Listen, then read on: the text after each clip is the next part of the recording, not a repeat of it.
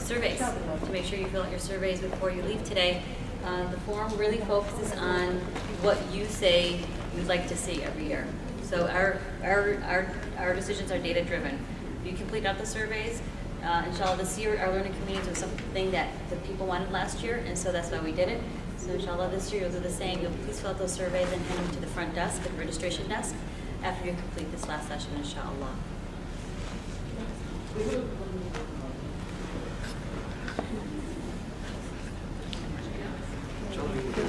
Okay. I'm going to introduce the speaker, Brother Arshad Anwar is a graduate of the International Islamic University, Islamabad, Pakistan, with a Bachelor's of Arts and Honors in Islamic Studies with a specialization in Tafsir and Quranic Sciences. Raised in the United States, he departed to his native country, Pakistan, seeking Islamic education for the past 6 years. He currently is a Quran teacher for grades 3 and 4 and the Arabic teacher for grades 1 and 2 at Ilm Academy, a private Islamic school located in Roswell, Georgia. Assalamu alaikum. How's everyone? Everyone's awake?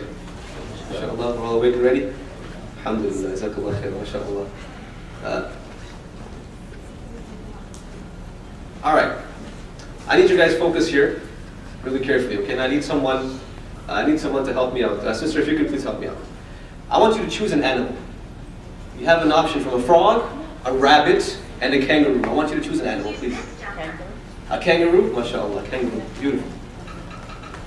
Today, we are going to learn how to round a number to the nearest 10, okay? With the help of our kangaroo, MashaAllah. So let's say we have the number 27. Now, you know, when we want to round a number to the nearest 10, we have to see how close or how far it is from the one before it. If the closer it is, you know, to the next number, then we're going to round up. If it's closer to the one before it, we're going to round down. Okay, now I want you all to count with me. Okay, I want everybody to count with me. We're going to count from 27 to 30. Ready? Here we go. 1, 2, 3. How many times? 3 times, right? 3 times, okay. Now we're going to count down to 20. Here we go. 1, 2, 3, 4, 5, 6, 7. 7. All right. 8. You guys can count. 8 or 7. Went back to 28. I went back to 28. Okay. Is it closer to 30 or is it closer to 20? 30. It's closer to 30. So we're going to do what? We're going to round up or we're going to round Down. We're going to round down. Very good. MashaAllah. MashaAllah. Appreciate it. Assalamu alaikum. All right, class. Open your mushafs to Surah Takwir. We're going to start reading the first 6 verses. Okay? I want everyone to read with me. We're going to review the first 6 verses of Surah Takwir. We're going to do it properly. Make sure you're sitting straight. Let's begin. أعوذ بالله من الشيطان الرجيم. Everybody. بسم الله الرحمن الرحيم. بسم الله الرحمن. بسم الله الرحمن الرحيم. إذا الشمس كورت. إذا الشمس كورت. There's a shad. كورت. From the beginning. بسم الله الرحمن الرحيم. إذا الشمس كورت وإذا النجوم انكدرت. بارك الله فيكم. Stop. MashaAllah. Okay. I want you guys to put yourself in the shoes of a 7, 8, 9-year-old elementary school child. Okay? I want you to be a child now. You're an elementary school child, 3rd, 4th, 5th grader, and I want you to tell me, what did you enjoy more? What was more engaging? What was more interesting? The little math lesson we did in the beginning today, or the way that the Quran lesson was conducted. Who can just tell me, honestly, what you thought was more interesting? Yes, sister? The math. The math lesson. Okay, what? I want you guys to turn to your neighbor just for a few seconds, and I want you to figure out, because I want to ask you, I want you to figure out why. Why exactly is it that you thought, or how many of you agree that the math lesson was more engaging, more fun? I want you to talk about it. Why? Why do you think that this math lesson was more engaging, more fun, than the way I conducted the Quran lesson? Please. I'm going to quiz you in about a minute.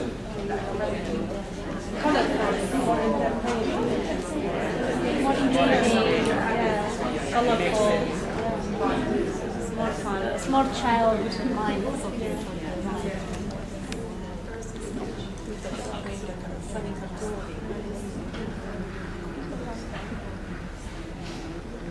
All right, mashallah. What are some of your ideas about why do you think that that math lesson was more engaging, more fun, more interesting to a child than the way we did the Quran lesson? Yes, sister. The math was more geared towards children, you know, the More geared towards children? Yeah, it's more Okay. interesting. Interesting? Yeah. Yes, sister. Visually, so I can see what I'm learning. Visually, you can see what you're learning. Anything else? Colorful. Yes, sister. Colors. Colors, colorful. Anything from the men? Yes. You're engaging the students more. Engaging the students.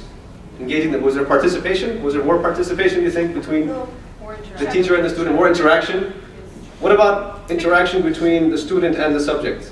Picking the favorite cartoon character before you come. Picking the cartoon character before you start the lesson, mashallah. Okay, good. Alhamdulillah. All of these are very good observations, mashallah. You did a good job. I don't have any toffee or candy. I would give you guys something. I have business cards. Okay. Mashallah, my topic today is teaching Quran through technology, and I'm going to tell you a little story about when I first started teaching, not too long ago. I'm still a new teacher, alhamdulillah, but you know, as the sister mentioned, I just came from the International Islamic University. I did my studies in the Faculty of Islamic Studies with a specialization in Quran and Quranic sciences and tafsir. And I came, and now I'm in the position to teach these little children how to memorize Quran, how to learn about Quran, to put them, and give them a love of the Quran. And honestly, when I came into the classroom, I was like, it's going to be easy. It's these little kids, they have to come, they're going to sit down, we're going to memorize Quran, and this is how you memorize Quran. You repeat something a certain number of times. This is the way we did it, this is the way it's done. And it's going to be fun, it's going to be easy, and it shouldn't be that, it's going to be an easy job. It's not going to be that difficult. So, alhamdulillah, I came. But within my first week, I came to a very scary realization. I heard a phrase from one of my students, and they said, just like this, they were sitting and we were doing something and we were reciting and learning some vocabulary, and he said, this is so boring. This is really boring. Quran, in Quran class, he said, this is really boring. And you can imagine the reaction of a Quran teacher when a student says, this is boring. He said, this isn't boring, this is Quran. Quran can't be boring. You're boring. This is not boring. You're wrong. This is the reaction. It's like, how dare you say the Quran is boring? The Quran is not boring. Some other reactions that I received, these are, I don't know, maybe if you get these or not, but I get these all the time. Not all the time, alhamdulillah, not anymore. I got, when will class be over? Then they got smart, like, don't ask when class will be over. This is Quran. You have to wait until Quran is over, right? When will class? And they said, okay, what time is it? Is it time? And then whenever I would say, okay, it's time to wrap up, class is over. Yay! Or, let's go, line up and go quickly. These are, subhanAllah, how many of you, actually, I want a honest show of hands, how many of you feel that, okay, first of all, how many of you have full-time Islamic schools here? Quran teachers in full-time Islamic schools, mashallah. Honestly, what is your opinion, what do you think that your students are actually feeling about the Quran class in their school? Yes, sister. I am not a Quran teacher, I am homeroom teacher. But every time they go to Quran and come back, one of the kids came one time and said, oh, Sister Gharab, we hate Quran. SubhanAllah. You hear that? Quran is boring. We hate Quran. Anything else? Anyone want to share something else? Yes, brother. Yeah, my students, like some of them, not all of them, they have the same, they basically the same stuff. They will Same stuff. They will be happy when the Quran class finish. They will line up. So this is not just me that went through this, okay? SubhanAllah, there's a lot of people going through this, and it's very heartbreaking for a Quran teacher specifically. It's very heartbreaking. My heart dropped when I heard, look, this is boring. That a student, we are responsible for instilling the love of Quran into these children's hearts, because when they leave, they take what we give them. And if they're leaving the class going, we hate Quran, that's SubhanAllah. They're going to the class and saying, we hate Quran, and they don't understand. They're just kids. They don't know what the value of this Quran, unless we instill into them. Until we instill it into them. So this is really, really heartbreaking.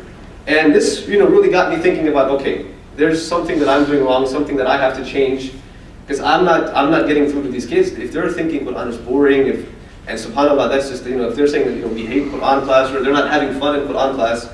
How many of you attended the session yesterday about the Islamic studies teacher and the Quran teachers having to be the most interesting subject in the school?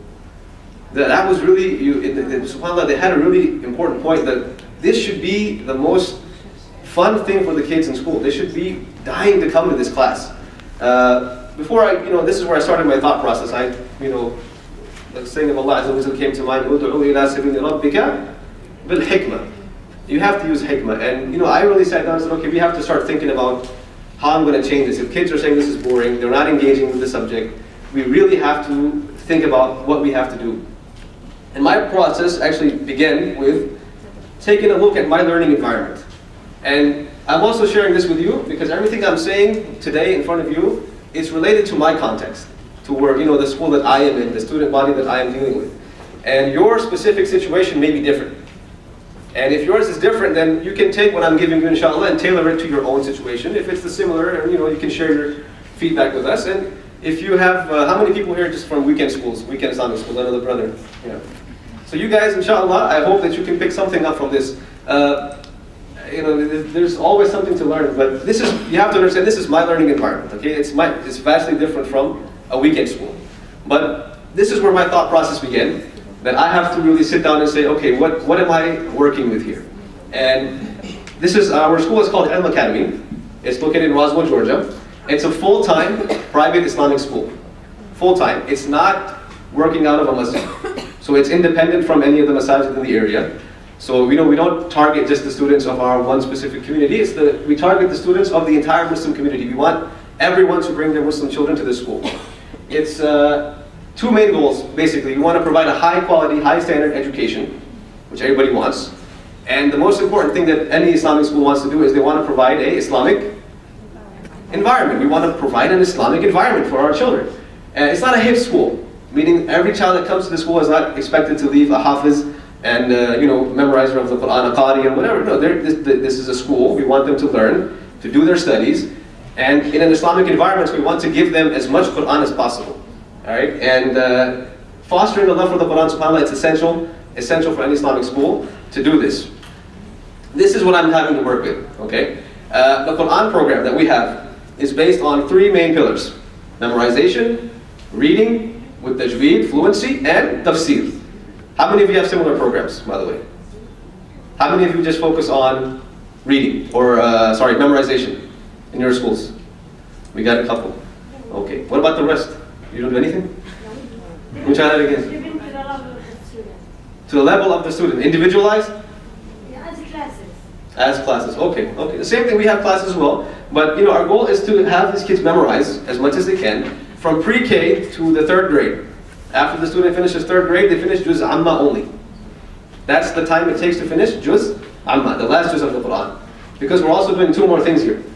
We're also having them read, you know, develop their fluency, and we're also having them do some tafsir. And when I say tafsir, please don't think that I mean, okay, alhamdulillah rabbil alameen. What's the difference between alhamd and al-madh and al-shukr? You know, this is not the tafsir we're talking about. We're talking about learning how to take the verses that you have to memorize, learning what they mean, the story behind them, and applying them to your life. And who else did this, by the way? Who can tell me who used to do tafsir like this? Yes? Sorry? General meaning.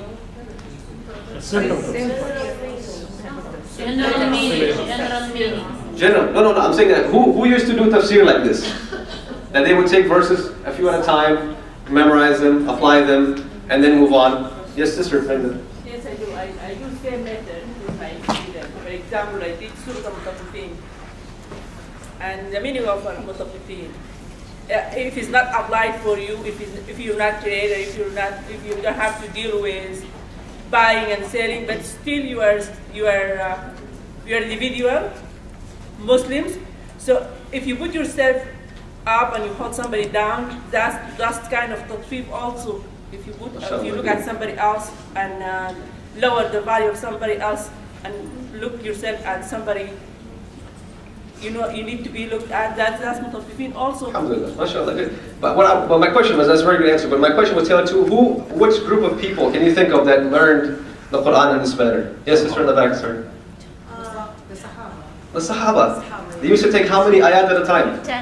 10 ayat at a time. Abdullah ibn Umar, how many years did it take him to learn Surah Al-Baqarah that he said himself? How many years? 17. Little less, I think. Maybe 4? 4? Even I don't remember. 4 to 8. Abdullah ibn Umar. It took him a number of years, but he said himself, to learn Surah Al-Baqarah. Maybe he had it memorized. What he meant by learn was what? Memorizing it, reading it properly, applying it to his life. So, you know, I don't think we should expect from our children that, you know, within just maybe 3, 4, or 5 years that they should have the whole Quran memorized. We have to do it little by little. We have to do this, this method where we give them tafsir to what they're learning and how they can apply it in their lives. Okay? And this is all part of fostering that love. And we're going to get to how we do it, inshallah, because it's how you do it that messes up. That you heard a sister, some of you that came later, we were talking about what kids, the students are saying in the classrooms when they're saying the Quran is boring. And we had a sister who said that one of the students said, I hate Quran. When they come back from class, they said, I hate Quran. Astaghfirullah. But it's not the child's fault. Remember that, inshallah. It's not the child's fault. Why change the ways? Again, the next thing in my thinking process was, okay, this is what I'm having to work with. And since we're dealing with a large Muslim population, meaning a variety, we have a very diverse Muslim community. So we have students from the Pakistani background, the Arab background, the Indian background, American students as well. So we have a very diverse level that we have to deal with. There's students that are coming from households, parents are telling them, you must memorize the Quran, you have to do a good job. They're implementing the Quran at home. They're seeing the Quran everywhere. So when they come to school, they have this high motivation that I want to learn the Quran. Then you have this child, and I'm sure all of you have it, that comes to school and they don't care about Quran because at home, it's not there. There's nothing there. The parents want their child here because, okay, they're a Muslim, they should be in an Islamic school. This is where they belong. And maybe because, okay, the education level is higher. We provide a higher level of education. But when it comes to the Quran, they don't see anything at home. They come here and they learn something and they go home and they see something else. And they'll be the ones sitting in Quran class when you're teaching, maybe some students are focused and they're drawing. Or they're talking to someone else. Or they're just like, and no matter how much you try.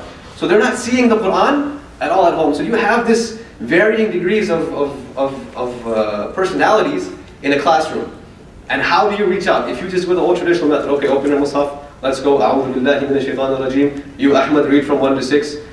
This is it's very bland, it's very boring. So we have to engage this group of students in some way that's going to draw their attention to the Quran. And if we can't do it through the Quran directly, we have to find other ways to do it.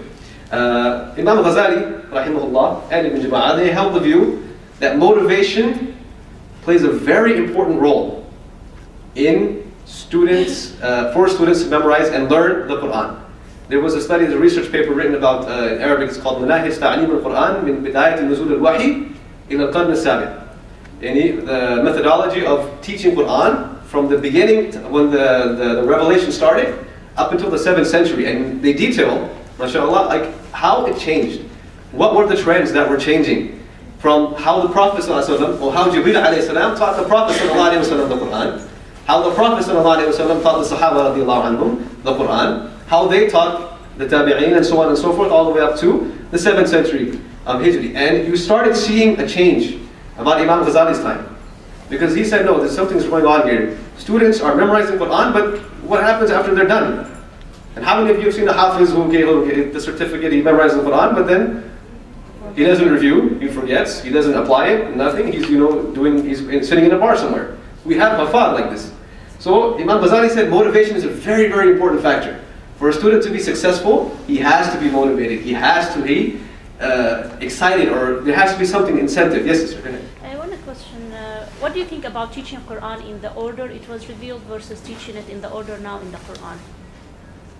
Of course, there's a specific reason why we have it in the order today. This was done by the Sahaba. There's a difference of opinion about teaching in the order it was revealed. Some people say this is more effective because this is how the Sahaba. If you're going to be jumping around the Quran, and if you're talking about elementary kids, you're going to start with Surah Iqra, and then half of Surah Muzammil, and then you have to go this is the order it was revealed. It's going to be too difficult.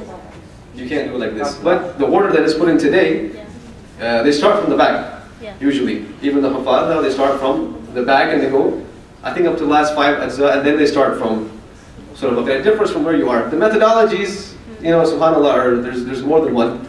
But if you follow this methodology, then half the surah was revealed and another half the surah was revealed. And that's going to be too confusing. Hope that answers the question. I think she's saying it's verses from the back, starting from out of the Baqarah, or the other way around. That's what the question. Those are two methodologies. Then they're used. There's more than just that. There's one that sometimes memorize the last 5 first, the last 5 ajza, the last 5 chapters or the sections first, and then we'll start from Al-Baqarah and go to the end. And some will do 7 and then go from the beginning, and some will do 10 and then go from the beginning. So this is just it depends on the experience of the teacher and what it is. But motivation is the key factor. If they're not motivated, they're not going to do anything. So we have to have them motivated, and this finally got me thinking. The reason I did this is because whenever you want to try something new, you can't just say, okay, this didn't work, let me try something new. It's very important for you to remember. If something is not working with your students, don't say, okay, well, let me try this, or let me try that, or let me try this. See why it's not working. You have to sit there and say, okay, I was doing the traditional way of reading the Quran to them, and they have to read it back to me, and they're not liking it, it's not working. Why? Why isn't it working? Well, because you have people who are interested, people who are not interested. You have people who are motivated. When they go home, their parents say, good, do your homework, review. And you have students who are motivated in class, but when they go home, nobody pushes them. Nobody says review. So you have to, and they lose it. They say when they come to class, well, nobody's telling me at home to do it, so why should I do it here? So they lose that connection, that motivation. So keeping up that motivation is very, very important. This is a very important quote, and I want you to remember this. If you remember anything, get this today. If we teach today as we taught yesterday, we rob our children of tomorrow. Now this was a man who died in 1952. All right, this was said over 60-something years ago. And it still rings true today. If we teach today as we taught yesterday, we rob our children of tomorrow. I just want you to take some time, talk to your neighbor. First, I want you to discuss two things. Number one, what does this mean? What does he mean? Does it mean that what I taught yesterday, if I teach it today, then I rob them of? Doesn't make any sense, does it? I want you to understand what this means. What is he saying? If we teach our children today as we taught yesterday, we rob them of tomorrow. That's number one. And number two, how can you relate that to yourself as a Quran teacher? What do you think that means to you? What is this saying to you that, okay, what did I do yesterday? And what am I preparing them tomorrow for? So why don't you just take a couple of minutes, I'll get some feedback from you guys, inshallah. Talk about what do you think this means. I want you to understand this first. See if you guys are in agreement about what this means. And then how you can apply it to yourself as a Quran teacher.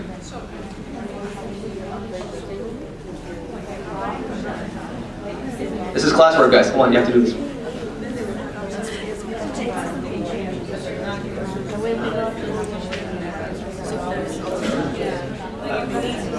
مين العربي؟ عفوا؟ مين العربي؟ ما معناه في العربي؟ لو نعلم أطفالنا اليوم كما علمناه عفوا لو نعلم أطفالنا اليوم كما علمناه أمس يعني كيف نعم يعني نحرمهم من مستقبلهم يعني لو نعلمهم اليوم كما كنا نعلم ف يعني لا يكون بالعربية يساعد الله. لو علمنا أبناءنا بالطريقة التي تعلموا بالأمس لحرمناهم من مستقبلهم. حرمناهم من مستقبلهم. حرمناهم من مستقبلهم.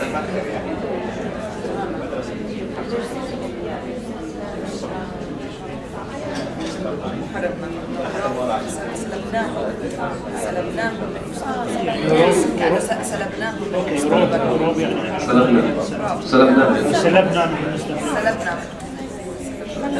Does everybody understand what this means? Somebody يترجم العربية. يا مترجم.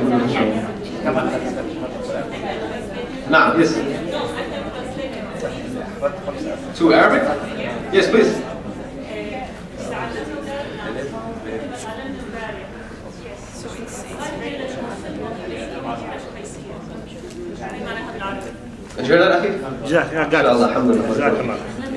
Thank you, sister. Okay, so do we have an understanding? I want to just get some feedback. What do you guys think this means, first of all? What is he saying by this quote that it is? Let's get some feedback. What is he saying? What does this mean? Yes, sister. If we teach today the same thing, so tomorrow we're going to repeat the same thing. There is nothing new. So they are going to keep the same level. Are you talking about subject matter? If we're taking the same subject matter? Because we teach today. We're yes. going to teach the same as yesterday. And tomorrow it's going to the same of today. Yeah. So there is no future. There's no future. Okay. Anything else? No, I'm sister in the back. This. I didn't hear your sister, but you know I said this. If I start teaching my student the way I have been taught the Quran or anything in many years ago, it will not work. I will not build the future. Or if I even when I start teaching, I use the same methodology. I use the same way I teach from. I start teaching 15 years ago. Now it will not work. MashaAllah. The sister is saying if I was taught, or if I teach them the way I was taught, it's not going to work for them and it's not going to benefit them in the future. Anybody have anything in the different? No, sister. I think for ourselves, like to change the routine up, don't have the same thing every Mashallah. single day. You know, switch it up a bit. Switch it up, change the routines. Don't have the same. It gets boring then. It gets boring. Anything else? Yes. I was going to add that we teach the traditional same styles we've been taught. We will not prepare them for the future because when they're going to go in the real world, the technology is advancing. Exactly. If we're teaching them with, we're not doing justice to them. If we're teaching them with old methodologies, and remember, education is changing every day. Like every few years, you have new theories, you have new applications. So if we're teaching them with the same philosophies of old, then how are we preparing them for the new world where they're getting new philosophies and they're having to deal with new stuff? Yes, sister. You get as much as people using technology you can help as much as people as possible at the same probably time or at the same time or something. Okay, about the technology, but when you use technology, mashallah. No. That's okay. I like the yes, sister. About the Quran speaks, Allah subhanahu wa ta'ala speaks to the people of different different times, and every audience is different. So you have to speak to the kids how they apply it now, because now it's not like yesterday, or like today. MashaAllah, you got to exactly where I was going to get to. Yes, sister, please go ahead. For example, now the way how you are teaching us now, yes, it's different. Questions and answers will attract us more. Exactly. So students in the class will be more. But before, my teacher, he will be like giving a lecture, talking from the beginning until the end, plus dismiss, and that's it. If we are teaching our children the same way, that means they won't be, it will be boring. Actually. It will be. So we're pretty much agreed that if we're doing the same thing we did before, it's probably going to be boring for them. Is that what we're saying? Is that what we're kind of getting on? It's going to be boring for them. And are we really preparing them for the application and the stuff they have to deal with in their future? For example, when they go to university, the way they're taught in university is much like what we're doing now. It's question and answer. It's less, okay, sit down, listen to me, I'm going to speak, and you're going to listen to everything I say, and then you're going to write it down on a 12-page essay, and then, if I like it or if I have the